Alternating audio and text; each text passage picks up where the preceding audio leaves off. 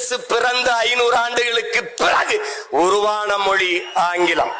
இயேசு பிறப்பதற்கு 500 ஆண்டுகளுக்கு முன்னே தமிழின் தொன்மை இலக்கண நூல் தொல்காப்பியம் இருக்குது உருவாகல இருக்குது. என்ன ஆங்கிலத்தில் சிறப்பு வச்சிருக்க நீ? என் மொழியை நீ எடுத்துட்டா உனக்கு சொல்லல. 500க்கு மேற்பட்ட கலை சொற்கள் உயிர் சொற்களை நான் போட்டது உனக்கு. உடன், என்னுடைய உடன் ஒரு எஸ் போட்டு சடன். என்னுடைய பேச்சு ஒரு எஸ் சேர்த்து ஸ்பீச். என்னுடைய பஞ்சு ஒரு எஸ் போட்டு ஸ்பாஞ்சு.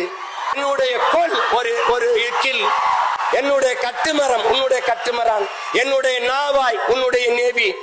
என்னுடைய கலாச்சாரம் உன்னுடைய கல்ச்சர். உனக்கு என்ன இருக்குது? நான் போட்ட பிச்சையில் ஒரு உருவாக்கிட்டு நான் தான் பெரிய இன்டெலிஜென்ட். தம்பி, உலகத்தில் எல்லோரும் அவரவர் தாய்மொழியில் பேசுகிறார்கள். தமிழர்கள் நாங்கள் அந்த மொழிகளின் தாய்மொழியில் பேசிக் கொண்டிருக்கிறோம்.